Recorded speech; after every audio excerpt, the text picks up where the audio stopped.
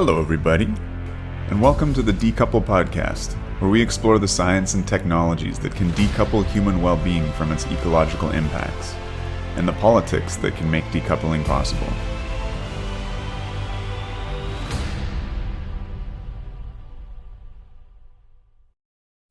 Welcome back to Decouple.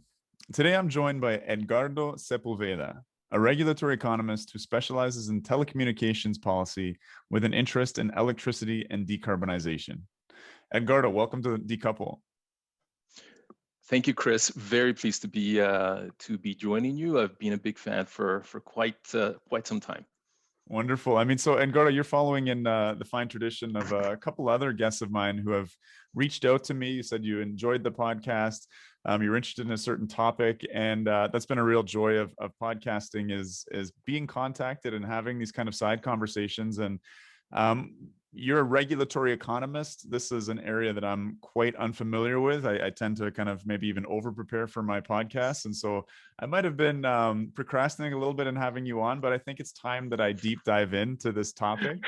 Right. Certainly, I had Meredith Angwin on to talk about her book, Shorting the Grid, and I kind of studiously stayed to certain topics within her book and dodged some of the issues around, RTO, regional transmission organizations, et cetera. But it's time for me to face my demons and dive on in. So why don't you do that famous decouple thing and just introduce yourself to the audience, give us that human touch or why you're interested in this topic.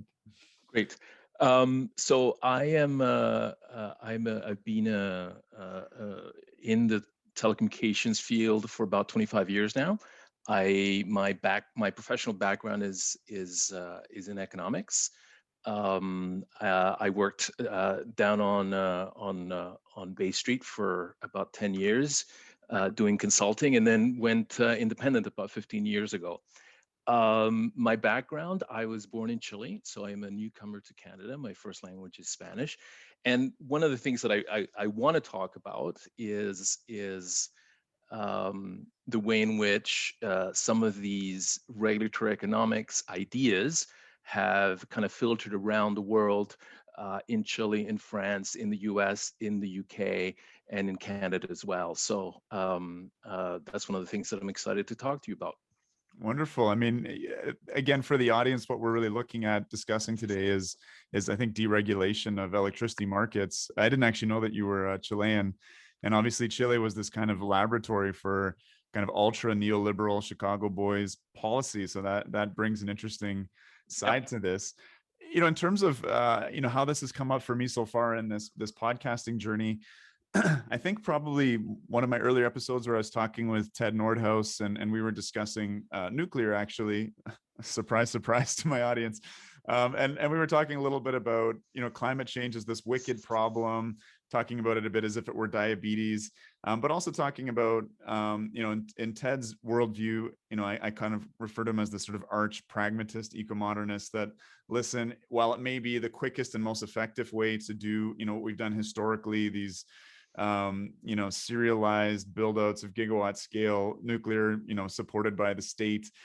This is just not conceivable anymore in the modern world in which we live. The markets have been liberalized, and sort of when I was digesting that and thinking about that after the episode, I was thinking a lot about it as, maybe climate change is a bit like diabetes. That's a decent metaphor, but it's kind of like as if the whole society has diabetes in a sense. It's going to impact everybody. I mean, certain people will be less impacted, but if we want to take a kind of environmental justice approach or just be optimally effective, then we need to be thinking about healthcare as, Medicare versus, a liberalized healthcare market, which would be kind of privatized healthcare. And that's sort of like Canada, US healthcare comparison, I think is very interesting. And those calls for Medicare for all, I think there should be an echo of that in terms of how we think about the underlying energy economics that shape our climate solutions and our energy transition. So, that was part of why I was really, really stoked to have you on.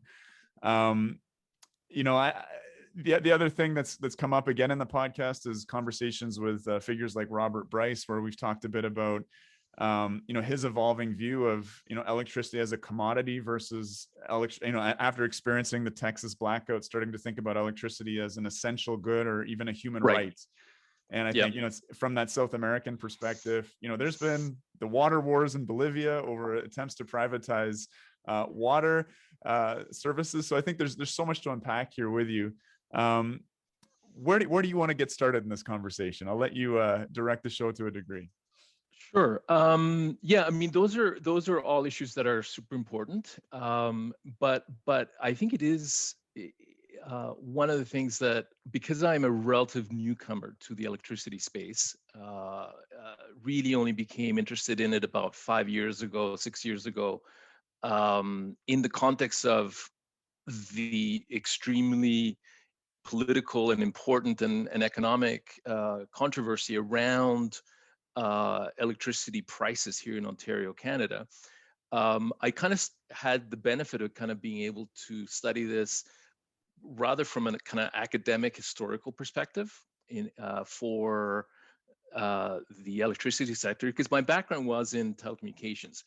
Now, both telecommunications and electricity are more or less studied in the same way by economists. So I already had a kind of a foot up in that context. They're both what we call network industries.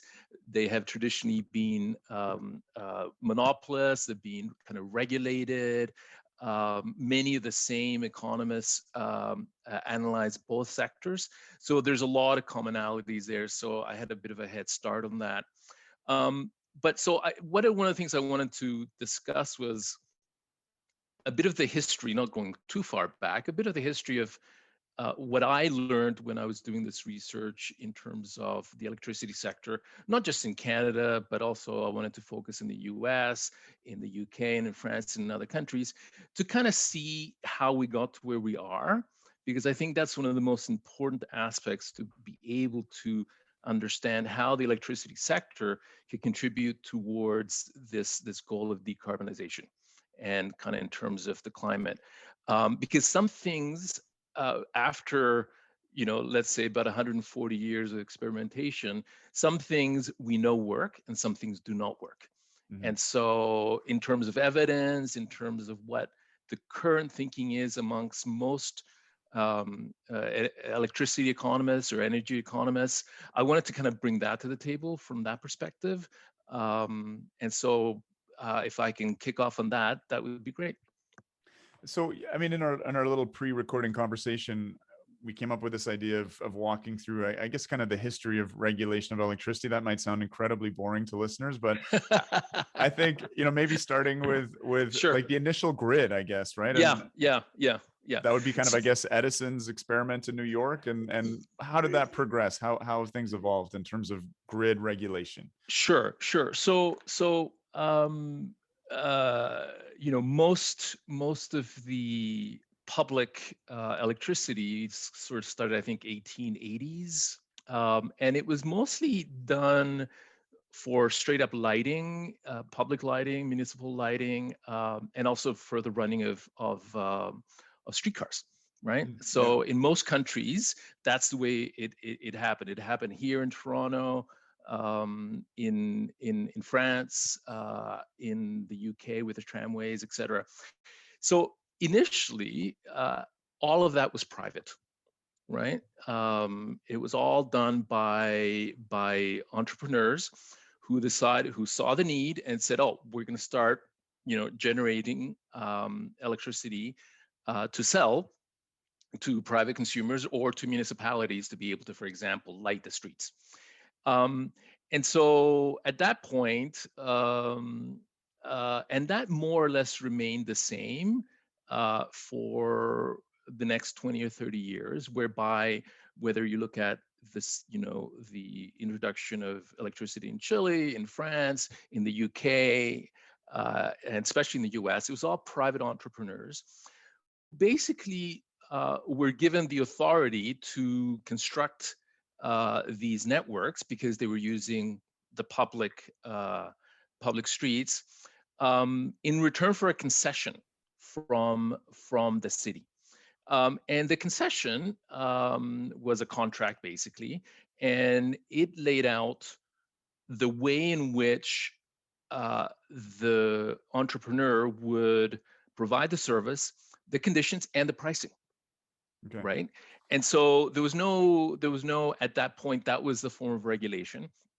And then after a little while, especially in the U.S., and this is where kind of like the U.S. were sort of the intellectual leaders in this respect, is that they started thinking, look, these concessions, this management of concessions by municipalities is kind of cumbersome. This is a very important public interest, and so therefore we're going to establish special state-level public utility commissions or public service commissions that are going to regulate from an economic perspective, not only these private companies that were providing electricity, but also that were providing sewage services, that were providing telecom services, et cetera. So that's where you first establish the idea of economic regulation, whereby the state starts to provide some kind of public control on what is otherwise private enterprise. Right. And so, you know, the New York State Public Service Commission gets established in 1907, if I remember correctly. Illinois was in the next few years, et cetera, et cetera, et cetera. And these entrepreneurs around the world start to establish these small disjointed electricity companies. But already at that point, there is some calls for public power, for public control, direct control. And is One that, of the first coming out of, is that coming, like, how recent is that? Is that coming out of kind of New Deal politics, or No, like... it's even before that. I mean, Okay. one of the world pioneers in public power was our own Adam Beck here in Ontario, who established the, you know, what was to be known the Ontario Hydro, right? Right. And Okay. so they did it in 1906. This is one of the first instances of public power generation, truly kind of revolutionary.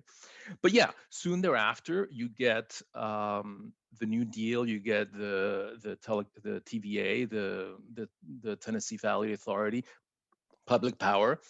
And sorry to interrupt again, but is this emerging out of like a certain type of like class politics, or I'm just thinking like these entrepreneurs are unlikely to want to just kind of give up their control. It's like, what's the political circumstances? Because I think we're going to talk later about deregulation and the politics. We are going to talk about that. Yeah. What led to this trend? I think it sounds like there's kind of three stages. There's this kind of private entrepreneurial stage, there's this public power stage, and deregulation. So I just want to understand, you know, the political forces that shape those transitions. Well, for example, in the United States, where most of these kind of economic and regulatory battles were fought, a lot of it had to do with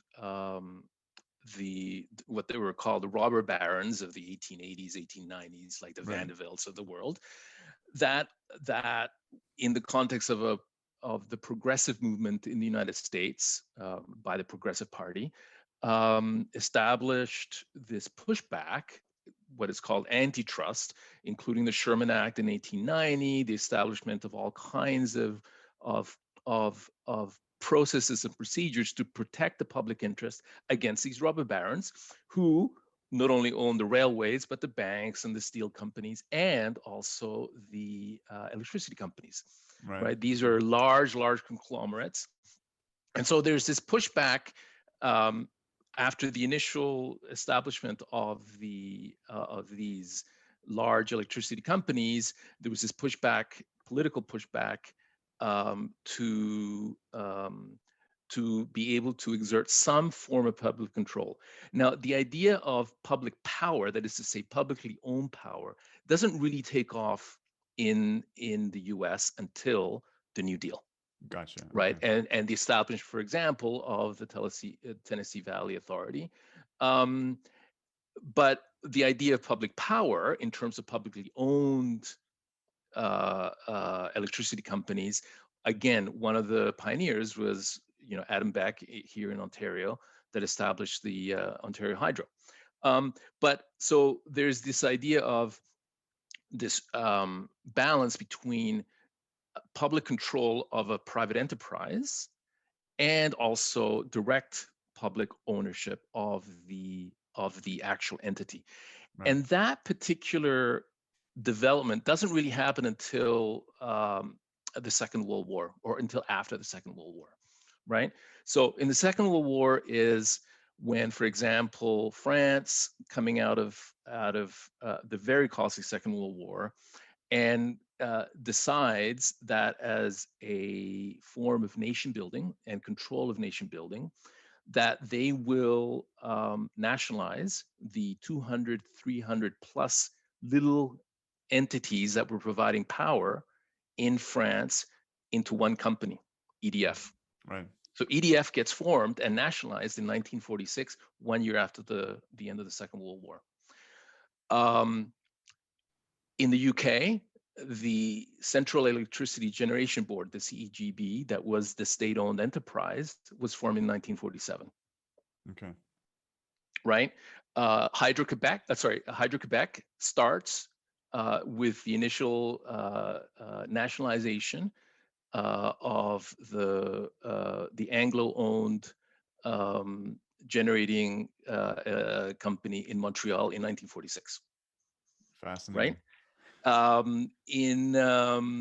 It's in 1947 that the Chilean government first does its nationalization of half of the electricity sector in Chile. Okay. Right. So what's happening here is that after Second World War, there's this idea, this ideology, let's call it, of state-led development. And it is throughout the West, the developed West.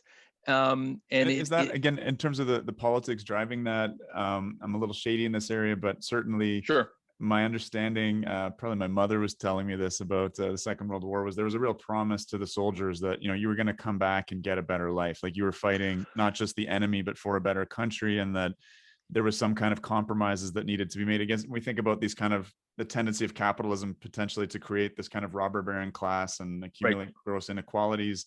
Was that part of what this post-war was about, or was it just also that this was the most efficient way to rebuild your nation and its underlying infrastructure?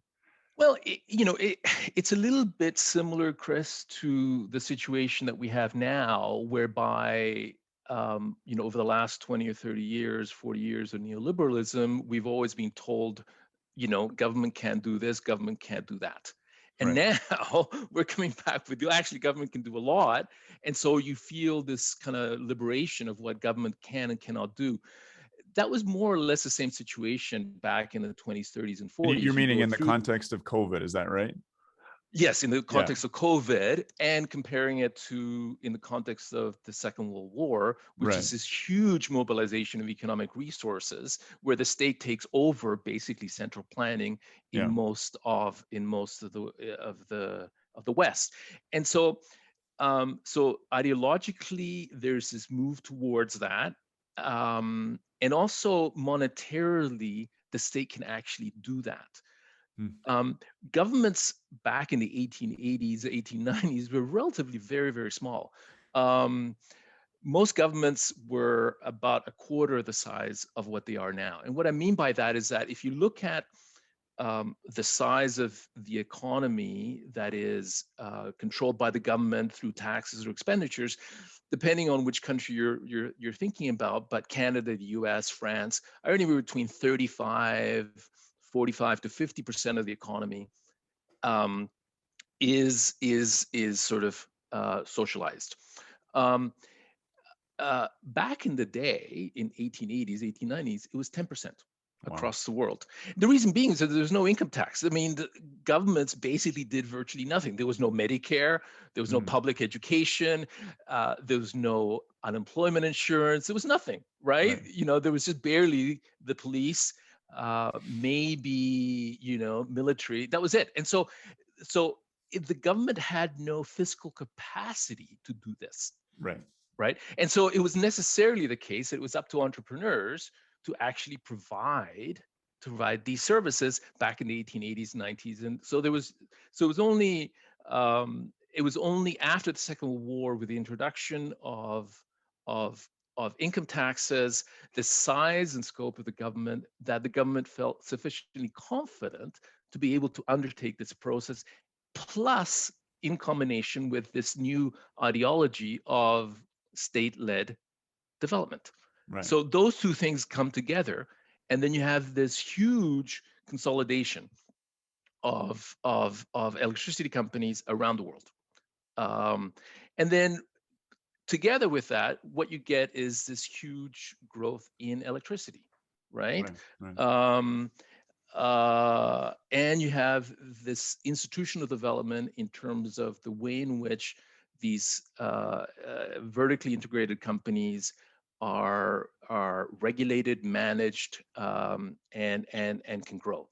So it's at that point that you start to develop what we refer to as sort of traditional economic regulation, which is what's called, it's got a bunch of different names depending on where you're from, but it's kind of cost of service, COS, or rate of return, which basically says, look, we have this economic, what was referred to as a market failure, which is basically says that competition is neither sustainable nor efficient in this sector, right? Because of the specific economic characteristics of this sector.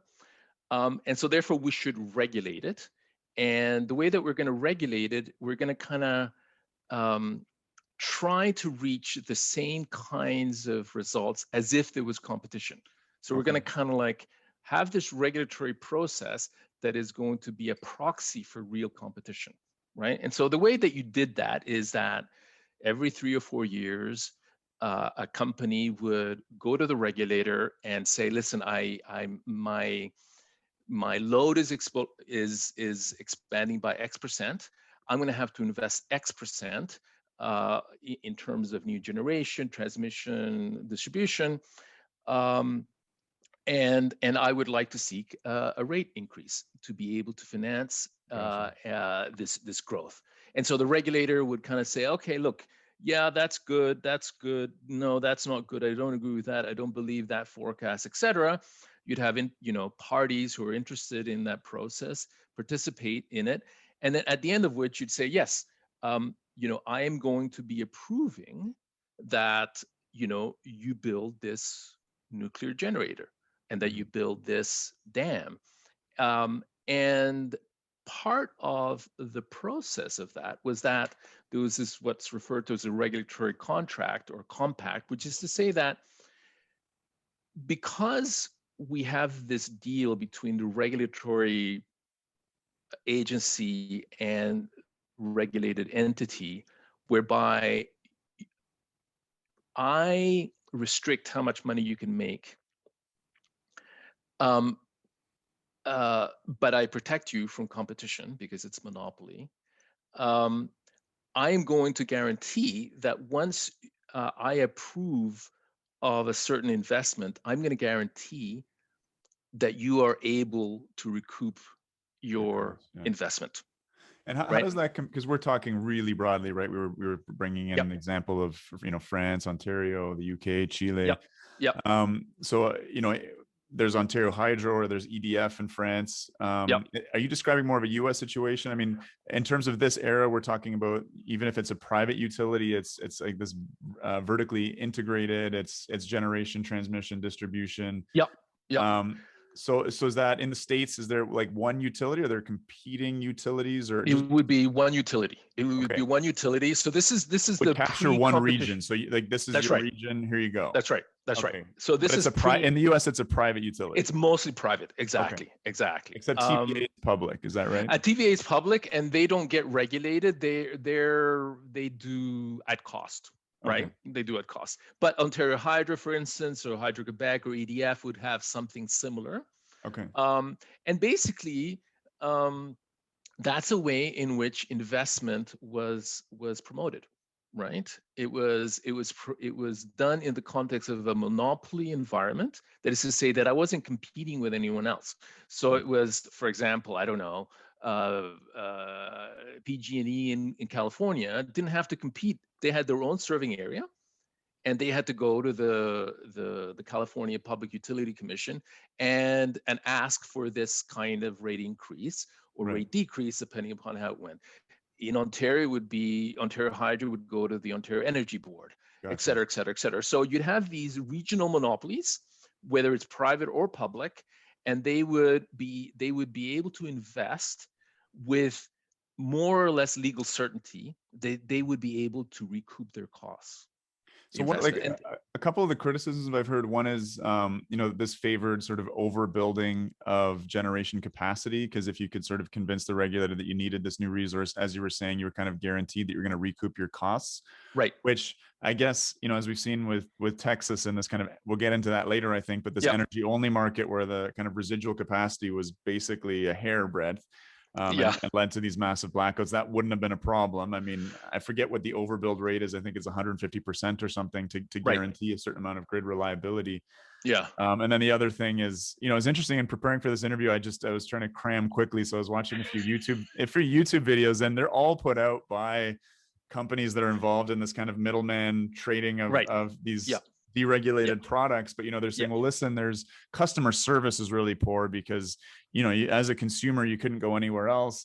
That's it. That's it. Yeah. Yeah. You know, no. I mean, look, you've got to, I mean, you know, just in terms of assessment, you've got to recognize its pros and cons. And at the time, it was very successful in a certain number of things, right? It was not successful in terms of consumer friendliness because they're monopolists, right? And whether private or public monopolists, they're not known for their, you know, for their customer relations. For being nice on the phone or something. That's right. That's right. You know, it's like basically think of Henry Ford and saying, look, you can have any color car you want as long as it's black.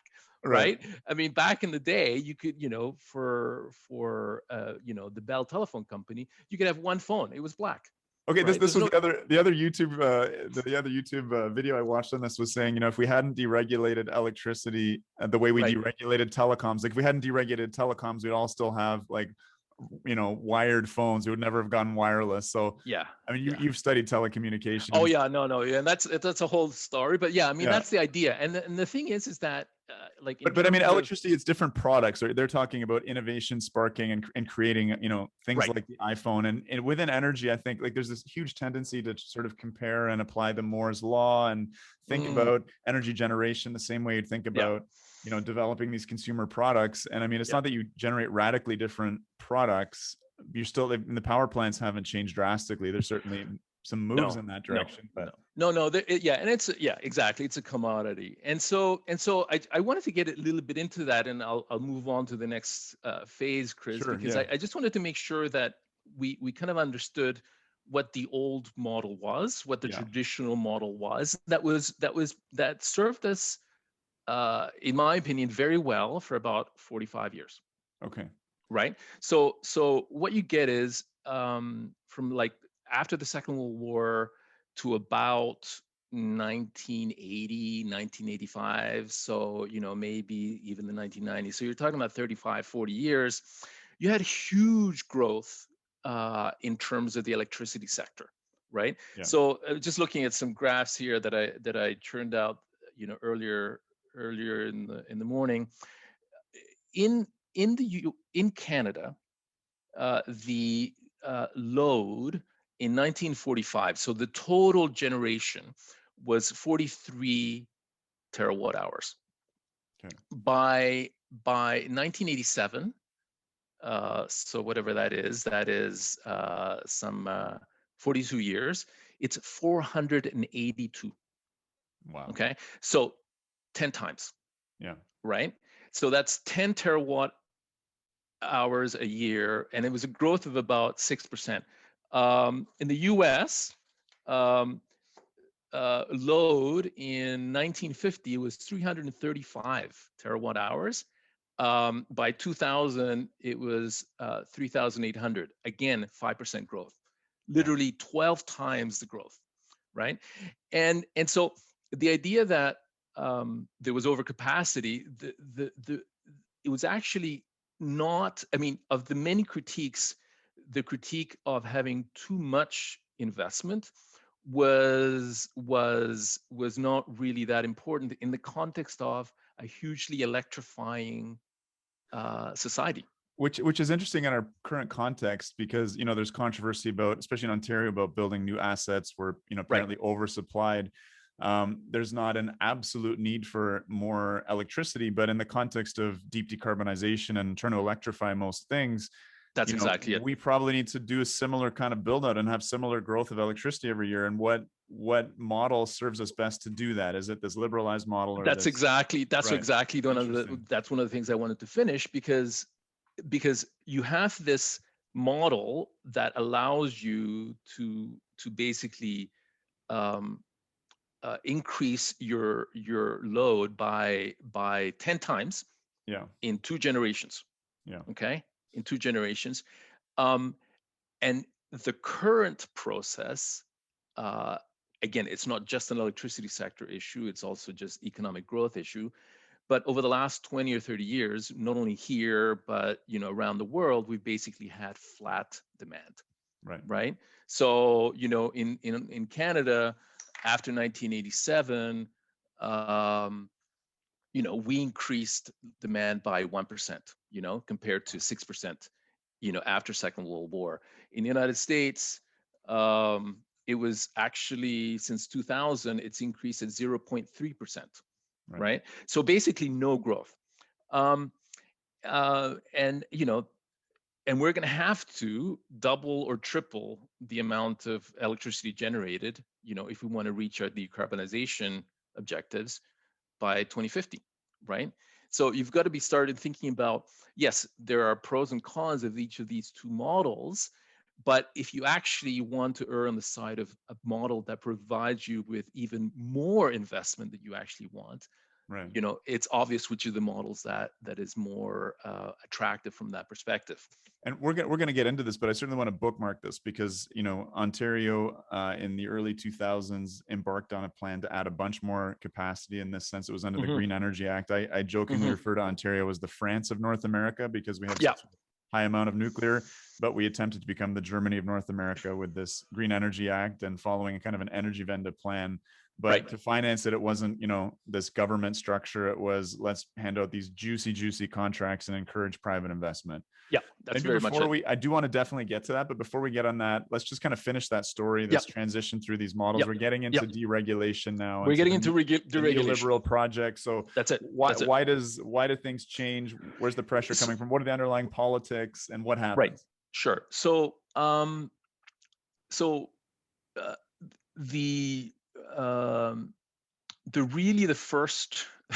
first neoliberal project so what was the idea? The idea was that already in the 1950s and 60s and 70s, there was already this kind of intellectual critique of things monopoly, right? Yeah.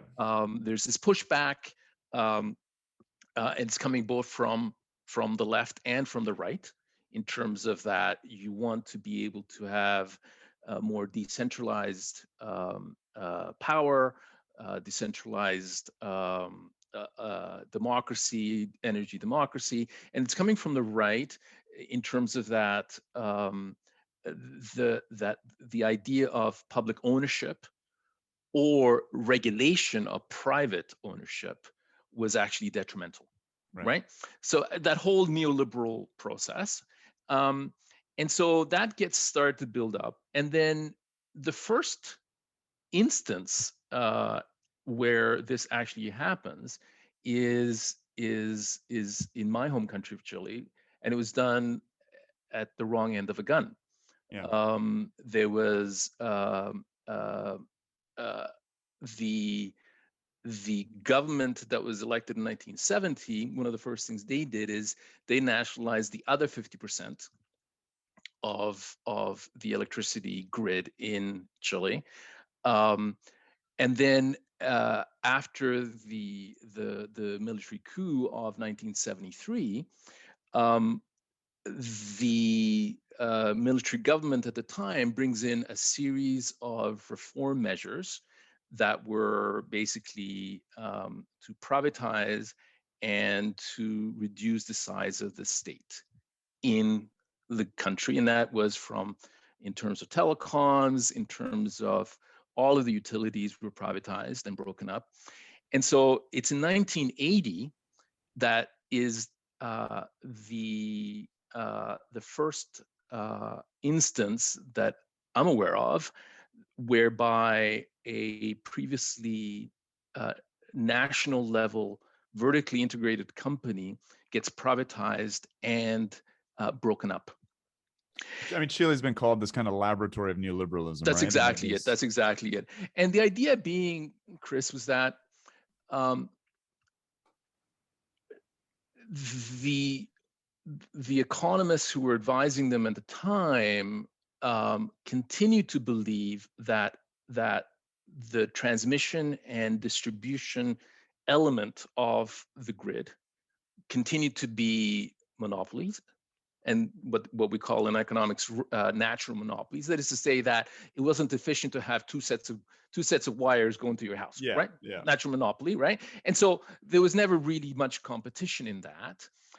And so they continue to be regulated along the ways that I just described through this kind of rate of return or cost of service regulation. And that's been the case everywhere. Here in Ontario, in the US, in France, in the UK, those distribution and transmission segments, which account for about 50% of the kind of investment in the grid. Generation usually is about 50%, 55%, transmission is about 10%, and then distribution is about 25 to 30%. So the distribution and transmission are not, put it this way, from a policy perspective, have never really entered the discussion in terms of the introduction of competition. Yeah. The introduction of competition was always at the generation level. Yeah. Right. And so the idea being is that you privatize that, and so therefore you get additional funds for the government. And you also have to break it up, because the idea being is that in the old vertically integrated company, you'd go through these planning processes whereby, together with the regulator, you determine what is forecast, demand, what are the technological developments, how much money do I have, how much money do I want to spend, and then you kind of say, okay, well, this is what I'm going to do, and this is going to go into the rate base. The generation competition idea is quite separate, and this refers to the kind of the energy only markets, which is to say that we don't need this to be planned either by a ministry or a state regulator. We will allow the market to determine what is the optimal level of generation capacity. Right? And so in order to do that, you can't have one person deciding that by definition. Yeah. So you necessarily, and this is the case in Chile, and this is the case in the UK, and this is the case in Ontario and in other countries, is that once you introduce this competitive market for generation, it's not just enough to introduce the market. You have to actually carve up the generation assets of your former monopoly and sell them off to be able to actually have multiple operators that can actually create the market. Right. Right. So in Ontario, OPG gets broken up and is told, as a result, as a process of restructuring, to sell Bruce Power. Yeah. So that's where Bruce Power comes out of. Right. And they get sold all these kinds of things. Right. And so that process starts occurring first in Chile in 1980. In the UK, after the breaking of the coal workers union by Maggie Thatcher in 1984-85, she introduces in 1986 the very same process that occurred in Chile previously, and that is the breaking up of the National Coal Board, the breaking up of the Central, what is it called, Electrical Generating Board, and it's a privatization and introduction of competition, right? And then that process goes on in the United States. And so at the state level, you get about maybe 25 states who actually do this from the 1990s on. Okay. In Canada, out of our 10 provinces, 3 do it. And is there any underlying, is it like blue states and red states, or like who does it, who doesn't, why?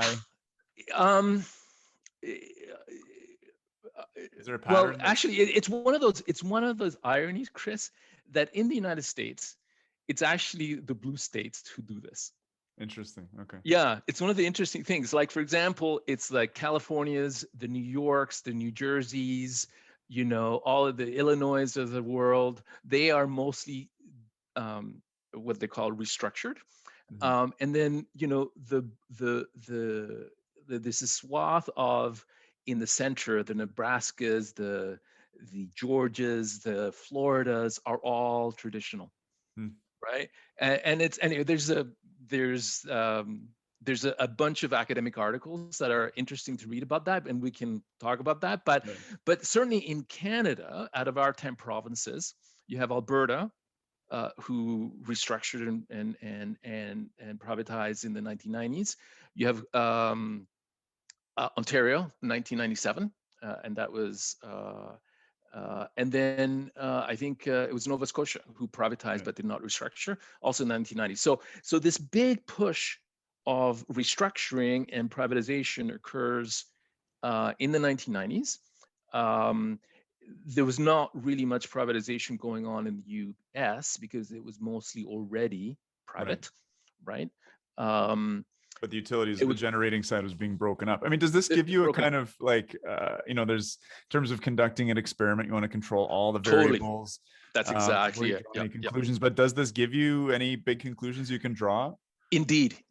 And so it's been 20 years, 25 years. And so everyone kind of says, oh, it's been 10 years, 20 years, 30 years. Let's kind of review what's happened. What have we learned? What we have learned? Yeah.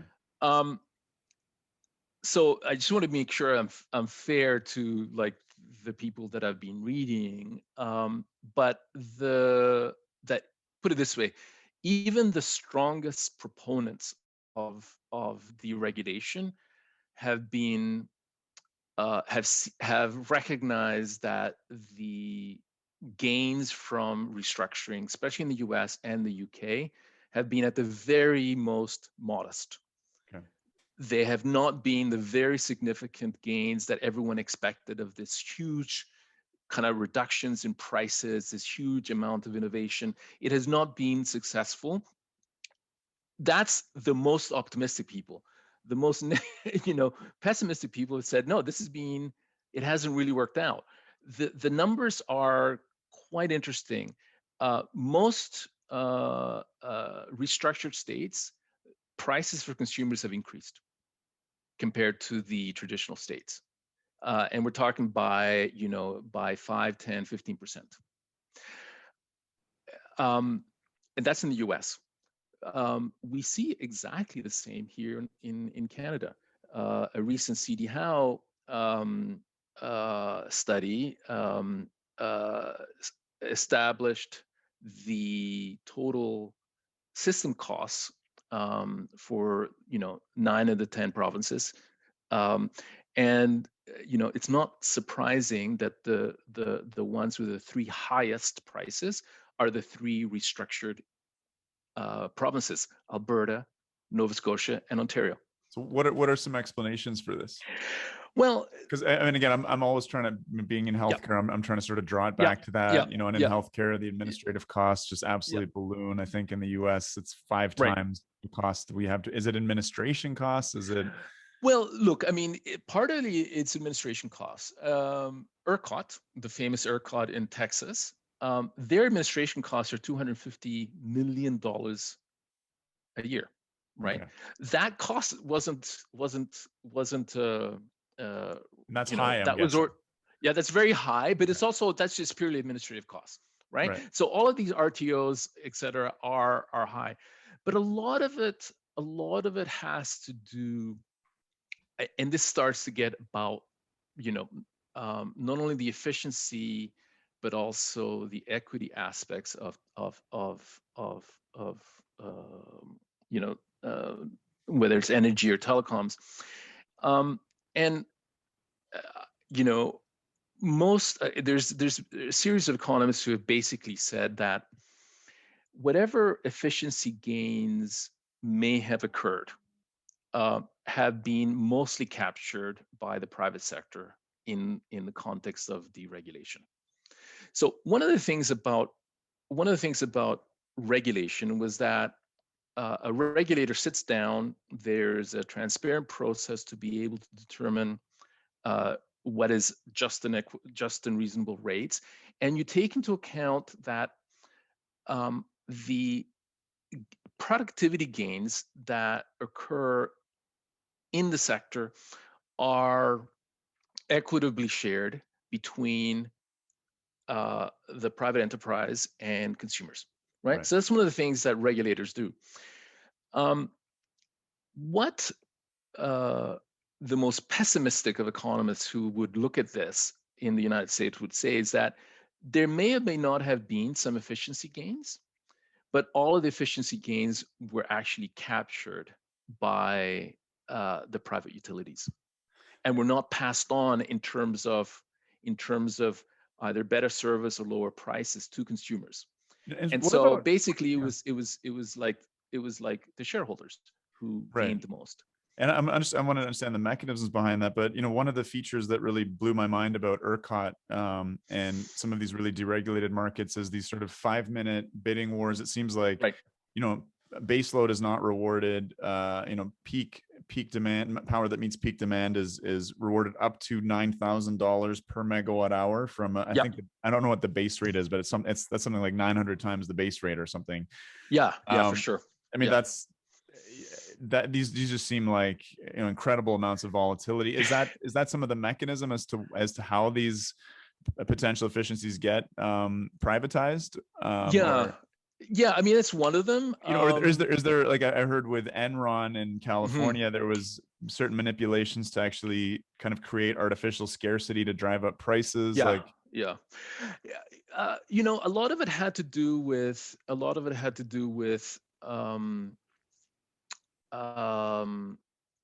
that there was we don't even have to think about it as like a nefarious kind of affair like that, Chris. It's just the way in which that if there is a way to be able to extract I'm just gonna sorry about that where you're able to generate efficiencies, and if there's insufficient way in which you can pass on those savings to consumers, I think you will do that.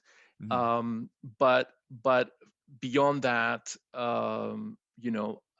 we'd have to go into a bit more of a detailed explanation about that.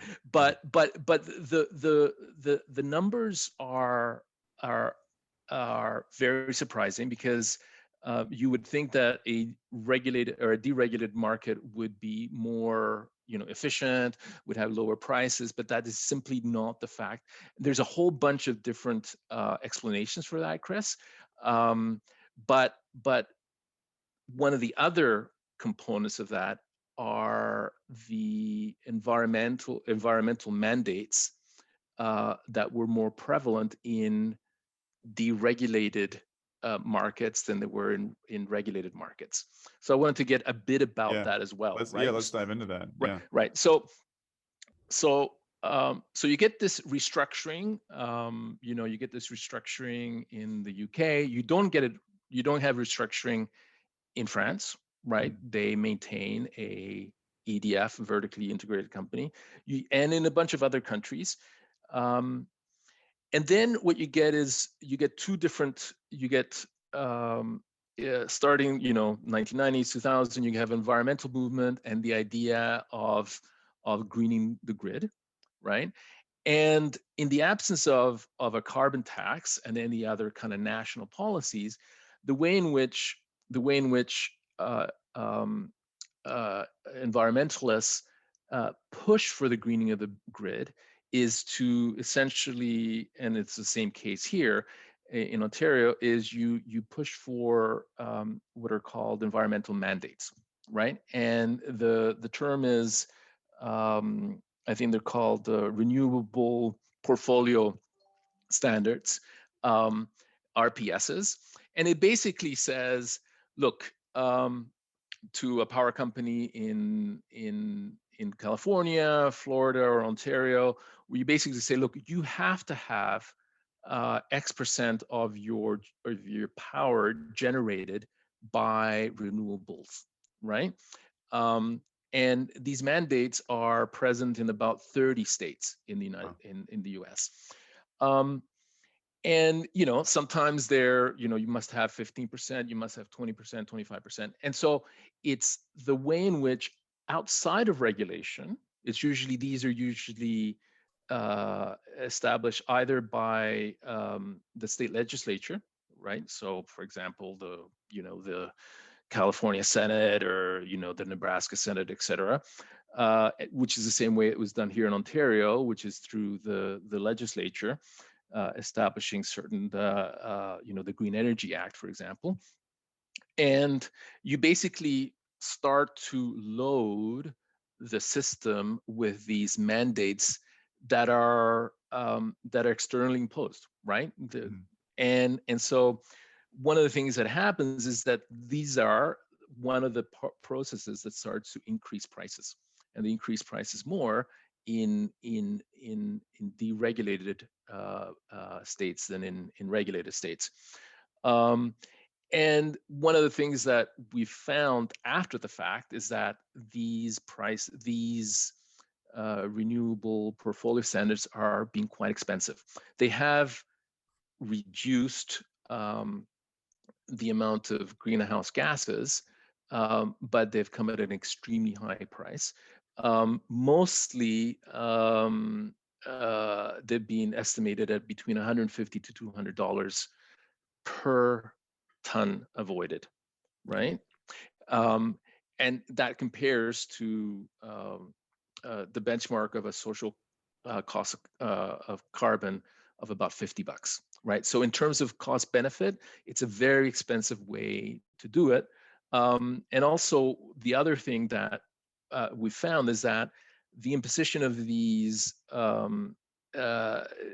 environmental mandates have also had a regressive effect, in terms of that they're being expensive compared to sort of the bang for the buck that you get, but also being regressive in terms of that they place a greater burden on low-income families and households, and most of the beneficiaries have been kind of higher income households. And this, so in terms of the pragmatics of that, this is as a result of juicy contracts that's right, like feed-in tariffs that favor people who have the capital to take out a loan and put solar panels on their roof, and then that's right. I think in Ontario it's 44 cents per kilowatt hour. I think up to 80 cents per kilowatt hour, when the price of electricity is 13 cents per kilowatt hour on the grid. I wanted to get into this a little bit with you, because you're mentioning that there's kind of attacks from the right, but also from the left on these vertically oriented centralized grids. And I think that might be surprising for some folks on the left. Certainly I've been developing my thinking a little bit on this, and starting to really think of the grids as a commons. That's it's an essential service. It's, in Robert Bryce's words, the network that underpins all of their networks. The power went out at my hospital 2 days ago. I mean, luckily we were saved by some batteries and pulling in a massive diesel generator, but I mean, the things we take for granted, right? These essential services that depend on the grid, and the addition of certain power sources that potentially fragilize the grid. These other issues of privatizing the profits from investors in these very cheap technologies like wind and solar, but not accounting for the socializing of the costs of grid integration. So I wanted to get into a little bit of these underlying politics and the ways in which the left. I mean, there was a recent piece I saw by Fred Stafford that was looking at some attacks from, I believe, some left-wing environmental groups on the TVA, and calling for it to be split up so that there'd be more competition that would enable renewables investments to happen. So let's uncrack these kind of left critiques and what's going on there, because it's kind of counterintuitive to me, but maybe my kind of left isn't their kind of left. Yeah, yeah, yeah, yeah.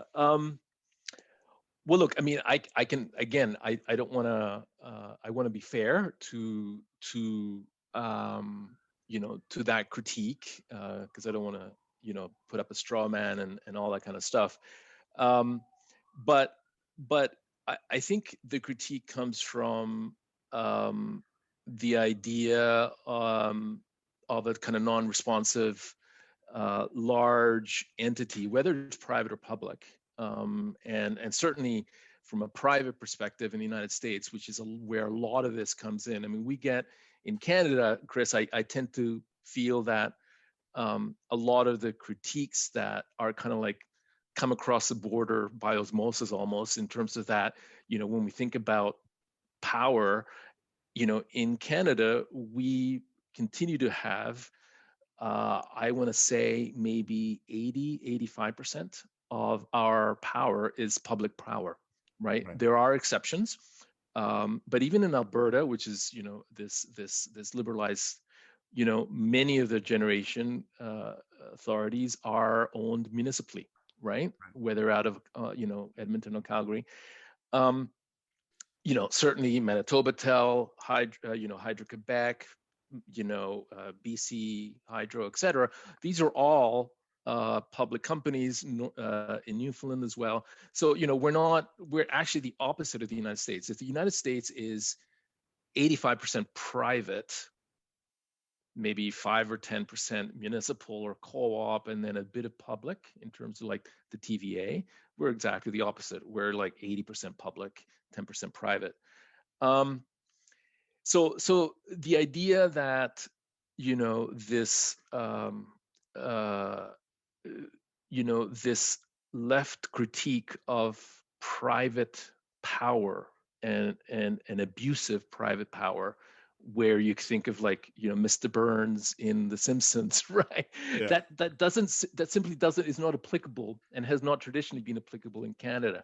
So I think there's a separate concern, and the concern is about centralized power, right? About non-responsive collective solutions. And I think that's where part of it comes in. There's a bit of kind of libertarianism, a little bit of, being off grid, being able to be your own utility. That's the kind of, I think, critique that is coming from.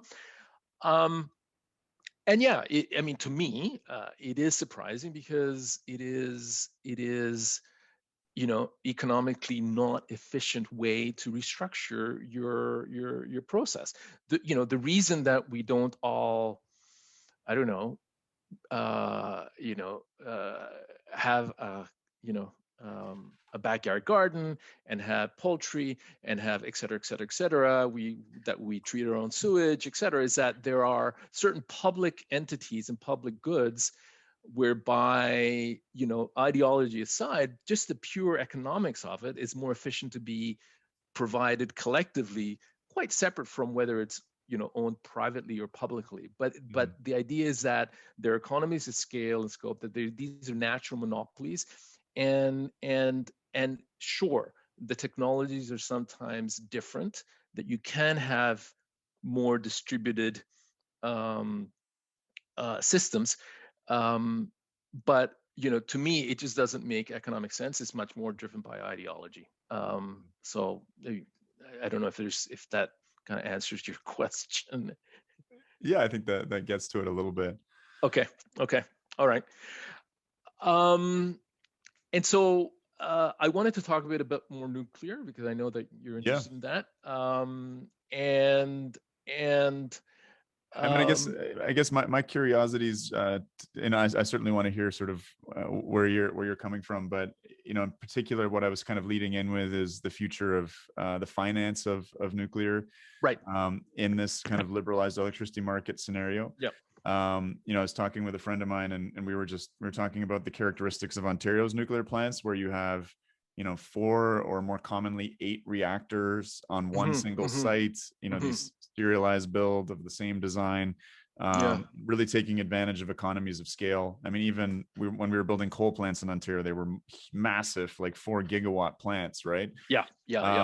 you know, and that was, from what I was, my friend was explaining, that was a result of, you know, this being publicly financed and the ability to think, okay, well, how are we going to most efficiently provide the service? And in that Right. era of adding on 5 or 6% of our electricity load per year, that made a lot of sense. And in the era of needing to decarbonize quickly, that makes a lot of sense. But it seems like we're kind of confined now by our current electricity markets to that not being possible. And that's when ideas of, you know, SMR, advanced nuclear, maybe become more attractive, because maybe those are malleable and can fit into private funding model, or renewables become more achievable. So that's kind of an area I really wanted to explore with you. I'm happy. I'm happy to delve into that. Yeah. So one of the so whether you listen to people like the Brits, sort of preeminent energy economist David Newberry, here in the United States, a guy called Severin Borenstein, Jaskow, you know, these are the big proponents in the economics field of the studying and analyzing, initially proponents of you know, restructuring and privatization, and then kind of in 2020 hindsight, across the board, there is a recognition that the markets have been successful at certain things in terms of efficiency. They have not been particularly good in terms of sharing of the benefits to consumers, or no better than the old system. But one thing that they've really failed at is at promoting the incentives for investment. And so what you get in these energy markets, these energy-only markets, is that they start to become the exception rather than the rule. Quite early on in the process, people recognize that to be able to provide sufficient investment that is long-lived, whereby you're going to have decades to be able to recoup your costs, that liberalized energy-only markets are not conducive to this. This was not something that was foreseen when initially these restructurings occurred, right? This was not people saying, oh boy, one of the downsides of introducing these markets is that we're not going to have sufficient incentives for people to invest in the long-term viability and reliability of the grid. But eventually people started to come to that, and it was not such a big problem in the 1990s, 2010s, because basically what was happening is that we already had a fair bit of capacity going into these processes. As I mentioned, in terms of the UK or the US or France, you know, they grew quite extensively, you know, until the 70s and 80s. Demand started to kind of stagnate. And so we didn't, this crisis of reliability, of lack of investment, whether it's from the private or the public, we only start to see that, you know, over the last 10 years in markets. And analysts, including economists, are starting to see this as a problem, right? Whereby these markets are doing some things pretty good in terms of dispatch, in terms of efficiency, but they're not providing the kinds of long-term the long-term environments to be able to provide sufficient investment. And this is what we refer to, again, in economics, as a market failure, right? Basically, the markets aren't doing what they should be doing, which is, or they're doing one thing they're doing well, is they're providing efficient dispatch, et cetera, they're providing marginal costs. But because of the design of the markets, and because of the addition to the market of subsidized renewables through all these processes that we've talked to, which drive the actual market clearing price even lower than would otherwise be, And in that. just to get into that really quickly, that's just this idea that you have a resource that can really dramatically overproduce. It's getting enough subsidies that it can sell for 0 cents or negative prices, or even negative. That's exactly it, right? And knock other reliable sources off the grid and penalize them. Is that right? That's is that exactly unique to deregulated markets, or is that? It is okay. Because in regulated traditional markets, there is no market, right? So there is no clearing price. And again, this clearing price is that idea of like an every 5-minute bidding. That's right. And that's what drives a lot of these administrative costs and volatility in the price. Just it's the volatility in the price. Yeah. So in a vertically or integrated traditional market, how does that work again? That's just, you're just paid like I don't know. Can you tell me how right? So for example, all right. So Alberta. I'm going to use Alberta. So in Alberta, you have a gas generation station, and you have some wind, and you have some hydro, right? And so there's a market clearing price, and people put in 5-minute dispatches. And so there's this merit order which says, okay, look, I need X amount, and when I get to that X amount of kilowatt hours, I'm going to pay that kind of marginal generator. That's the market clearing price, right? So it's not that it necessarily knocks out all the other people. It does the people that are higher, but that establishes the price, right? That everyone gets, regardless of how much they bid, right? So, for example, what's happening in nuclear power in deregulated markets, I don't know, say in New York or Illinois, whatever, you have the prices, the marginal prices that everyone is getting paid are so low that not only nuclear, but also hydro are actually not, it's below their marginal cost. Right. And part of that is just the design of the market combined with the addition of these renewables on a subsidized basis. Mm-hmm. And also just the nature of the economics of the renewables that are very much, zero marginal cost. So when these markets get designed in the 1980s, right, they weren't designed necessarily for generation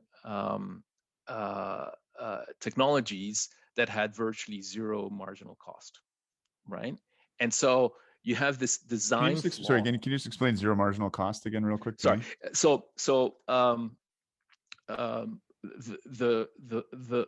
operational cost of a gas plant, a natural gas, the workers, gas plant, the fuel, the workers, the fuel, but also the fuel, right? They have their fixed costs, right, which is the actual plant, but on an ongoing hourly basis, their only cost is the price of the gas. For a wind farm, once you've purchased the turbine, your marginal costs of producing an extra kilowatt hour is virtually zero. Gotcha. Okay. Right.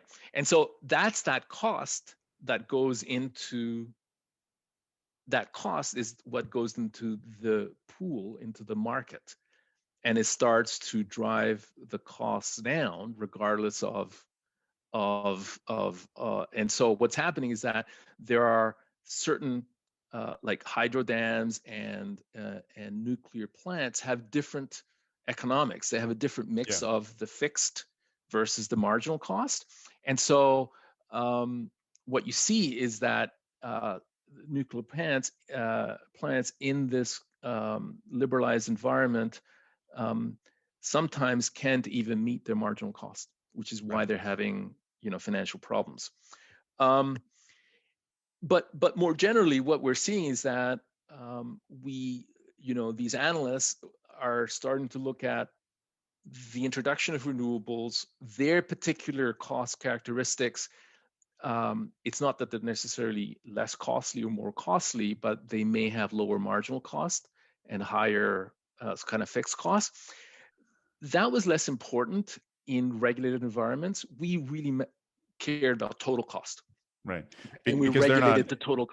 And the total cost would have to be like the paying for the backup costs of a source that comes on and off really rapidly. That's right. Yeah, that's exactly it.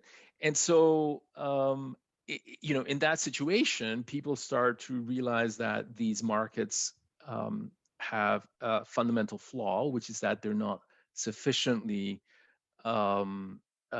producing incentives for long-term investment that is going to be required in decarbonization and just generally in terms of reliability.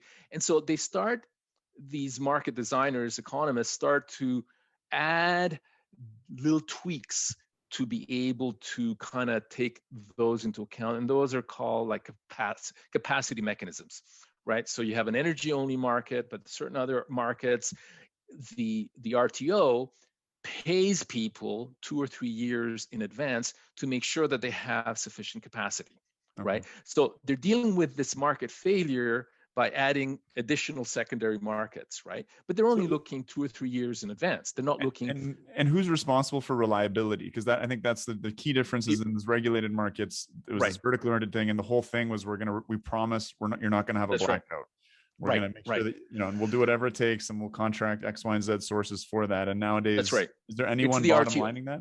Okay, yeah, it's the RTO mostly. Yeah, it's mostly the regulator. Yeah, it's mostly the regulator who's responsible for making sure that they have capacity. But again, they're trying to kind of like a stopgap to deal with this fundamental design issue that a lot of these prominent economists have basically given up on, because they're saying that that these are not likely to work in the future if we need to be able to expand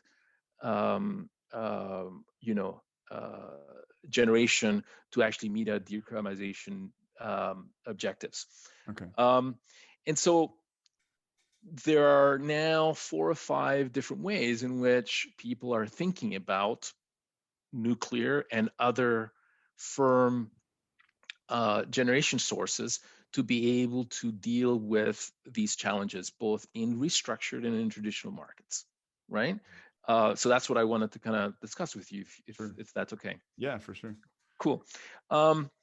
So for example, in Hinkley Point in the UK, they have a regulated, a competitive market, but they realized that there was this market failure whereby no private entity would ever try to go into a market where the prices were fluctuating, where we didn't know where the price would be next week, let alone 5 years, 10 years, 30 years, 50 years down the road. Right. And so no one was willing to take, the chance to be able to do that. And so what the ministry did there is they established what is called a contract for differences, right? And this is sort of what we do here in Ontario as well, which is basically says, look, we're going to sign a contract with you whereby we're going to guarantee you a certain price, which is what's called the strike price.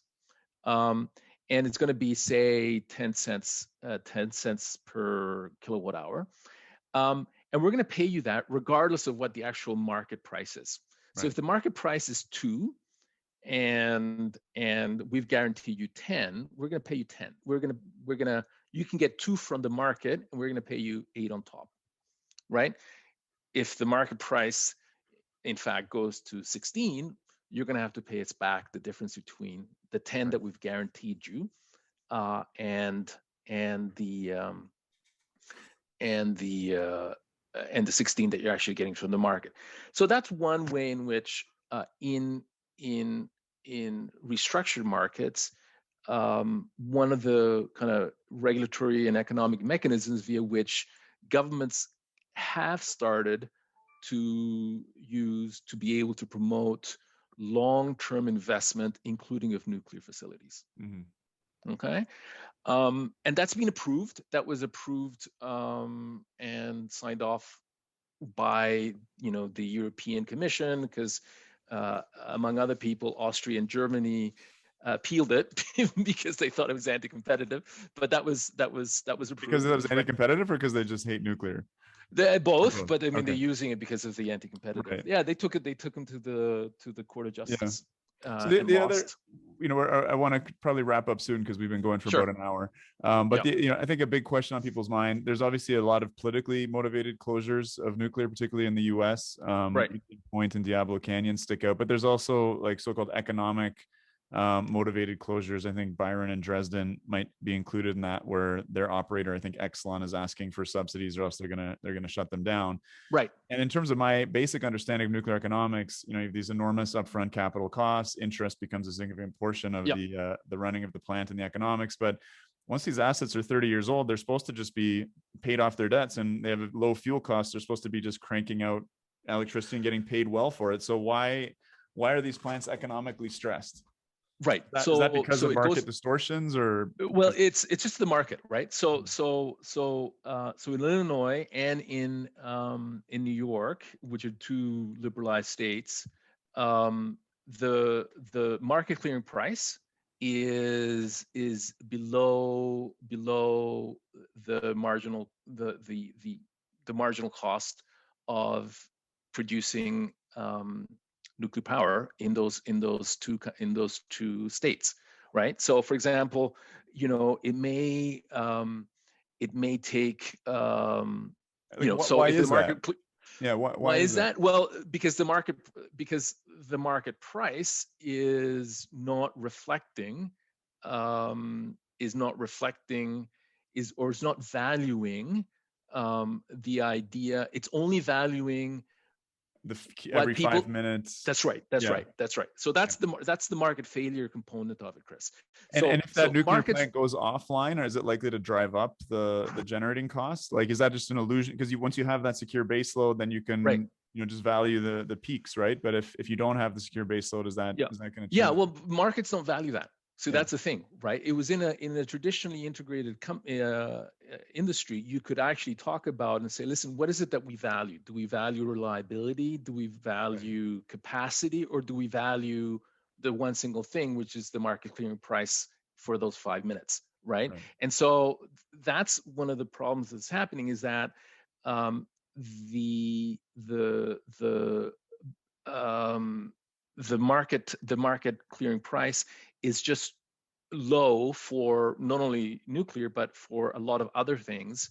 A lot of, like, I think even for hydro, certain parts of hydro are not covering their costs. And it's not that, and again, it's just a pure focus on marginal costs rather than the overall costs and the benefits brought around by by nuclear power. So one of the things that people are doing in both in New York and in Illinois is they're introducing some of these what they're called zero emission credits, right? So Yeah. in the same way that these renewable portfolio standards were introduced to or mandated to introduce wind and solar into these markets, associated with that, there were subsidies through what are called RECs, which are the renewable energy credits, right? So if you're a wind producer, you were it was mandated that you would come in. In addition to that mandate, you would get two kinds of different benefits, which provides you these subsidized costs. One is you'd get either a production or a generation tax credit, which is the way in which most of the United States renewables industry is financed. And you would get a renewable energy credit, which is something that you could then sell in a secondary market to further provide you with additional revenues. So between your production and investment tax credits and your RECs, it was very, very expensive, right? And that's where some of these costs, these expensive costs, come from in terms of the introduction of renewables. So what's happening in Illinois and New York is that the legislature there introduced what are called zero emission credits, right? Which is basically they were providing these credits to recognize that the nuclear plants were generating electricity with zero carbon. So that is to say, to try to deal with that market failure whereby the marginal cost is only valuing the price of the electricity. It's not valuing that it is, that it is produced sustainably, that it is produced without, carbon emissions. And so they introduced these zero emission credits in order to, among other things, to help on an ongoing basis, the difference between its operating costs, right, and the marginal price that they were being able to get from the market. Gotcha. Okay, I guess one final question. I could talk to you for hours because this is an area I'm eager to be more educated on, but for the sake of our listeners, I think there's a big question about, in sort of an all of the aboveism approach to combating climate change. We need everything. Right. There's renewable bros and nuclear bros, and there's lots of kind of energy factionalism in this debate. But right.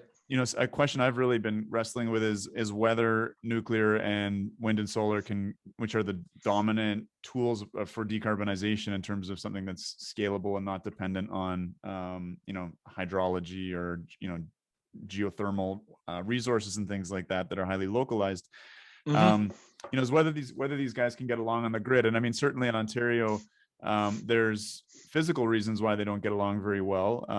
With wind in particular producing really out of sync with demand at nighttime, right, and in low demand seasons like spring and fall. And initially, I think they were allowed first access onto the grid to sort of support them, and that would knock nuclear plants offline. Nuclear would be off for 3 days, wind would die down, gas would step in. We were, I think, saved $200 million of gas when we said, okay, no, you're gonna have to curtail the wind. We're gonna keep nuclear online. And it's also better for emissions. Right. So there's those sort of, I guess, physics-based reasons or just the pragmatics of the sources. But in a liberalized energy market, can nuclear and wind and solar get along? Or, I mean, is that I guess this is a zero emission credit system that's attempting to do things like that. But it is, from an economics perspective, when you have a source that can come online with zero marginal costs, bid so low, and make a pile of money because no one else can compete, right? Can they work together? Is that? Yeah. I think my kind of evolving view on this is the answer is no. Is that I think one of the things we've learned over the last 20 or 30 years is that there are certain attributes of markets in the electricity sector that do things very well, and there are the things that markets don't do very well. And so one of the ongoing debates is about basically carving out different components of the market, of the sector, and basically moving back some of the like in markets. Put it this way: in markets that have liberalized, which is, for example, the UKs of the world, half of the United States, and like 20 or 30% of Canada, right? In those markets, what I see the trend towards is basically this bifurcation, whereby you have certain markets, certain components that for where renewables in particular can work relatively well to do certain things, and the kinds of market signals that are coming from those particular generation technologies do not have to basically mess up the rest of the market.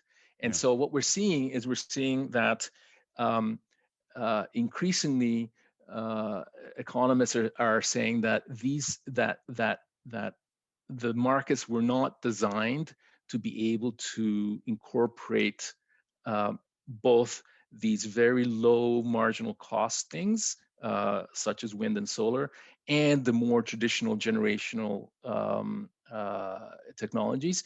And so we're going to have to necessarily separate them out, which is essentially what we've done in Ontario. Other than the dispatch, Chris, we have basically different segments of the industry are dealt with separately. So nuclear is either done by contract or by regulation.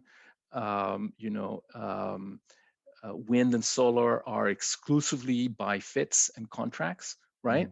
And so that's the way I think whereby that you're going to be able to have both the benefits of sort of 5-minute market clearing processes where you're going to get some very low prices to the benefit of consumers as long as it's not subsidized.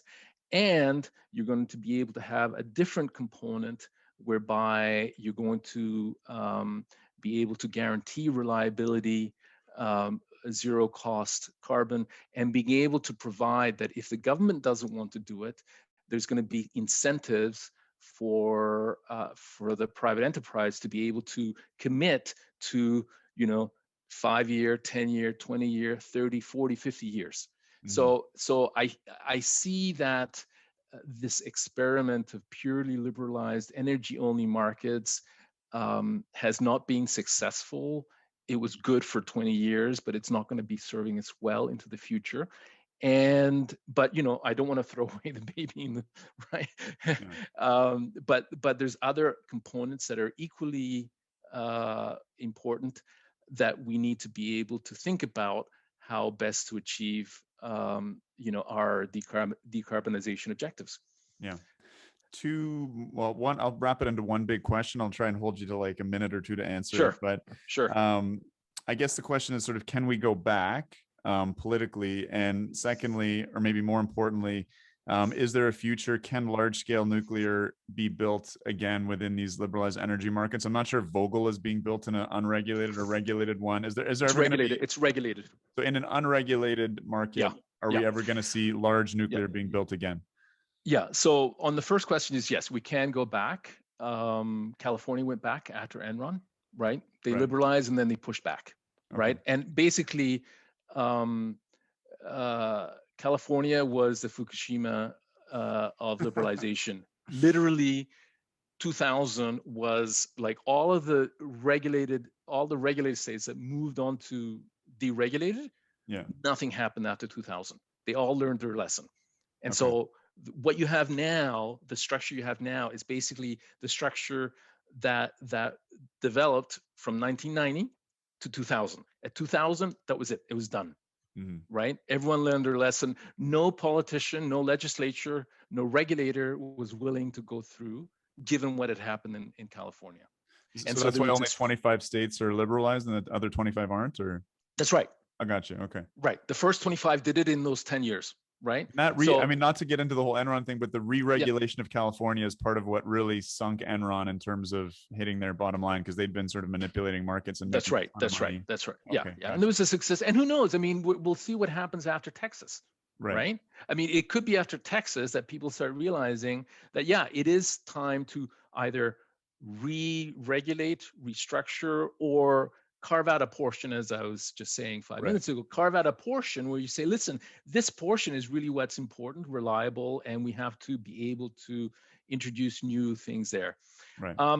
The UK, the Western pioneer in terms of regulation, Thatcherite, economics, and all that kind of stuff, 2013,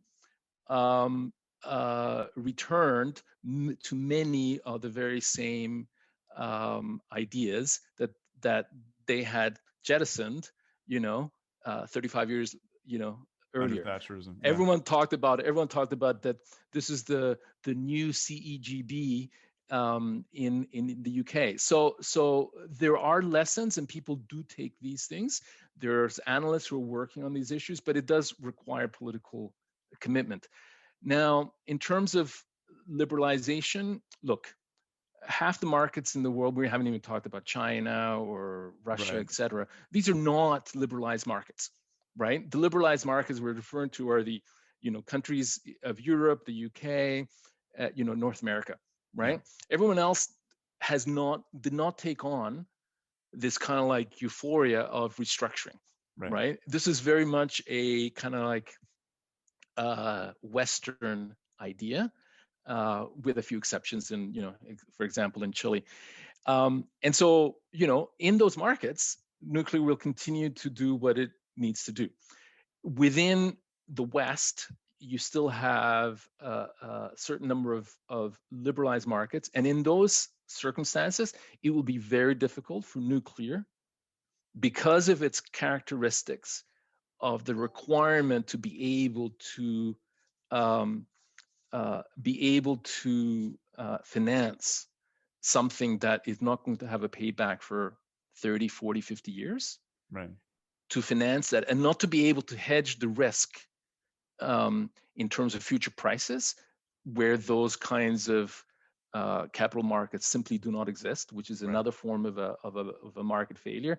That'll be very difficult to do it. So what you have to do is you have to do, for example, what the British government did for Hinkley Point, which is to provide these kinds of special carve-outs that were initially invented for renewables, in fact, right? But economically, they're now being used for nuclear. The zero emission credits, for example, in Illinois and New York, 50-year contracts by the government of Ontario with Bruce Power, for example. For Sizewell in the UK, we have basically a proposal to be able to finance it through rate of return regulation, what they call the regulated asset base. So it's all kind of like, back to the future in a way. You're going back to the regulatory tools and mechanisms that were developed 50, 60, 70 years ago that were proven to be able to provide a steady stream of revenues to be able to make a project such as nuclear bankable. You're going back to those kinds of processes. It's not going to be likely possible in an energy-only market where there's virtually no guarantee of tomorrow's price, let alone the price of 20 years from now. And when you're competing against highly subsidized renewable technologies. Yeah. Okay. Well, I think we'll have to leave it there. Fascinating conversation, and I probably will have you back to deep dive this a bit more. I'm just particularly interested again in looking at why the left tends to often line up with these, I guess, kind of conveniently with some of these liberalized energy market ideas when it's convenient to their technologies of choice. So be interested to have you back to explore that a little bit more. But this has been really eye-opening. Thanks for reaching out to me again. Other listeners, if you have an area that you're really passionate about, feel free to chat with me. I might have you on.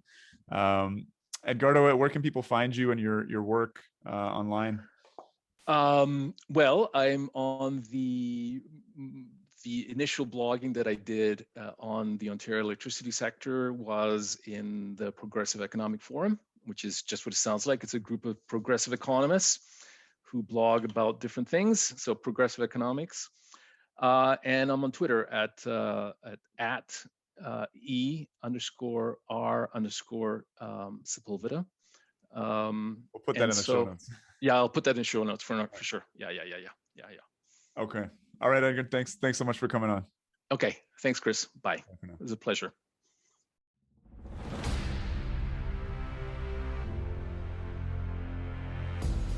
If you enjoyed the podcast, please make sure to subscribe, like, and review us on your podcast platform of choice. Until next time, guys.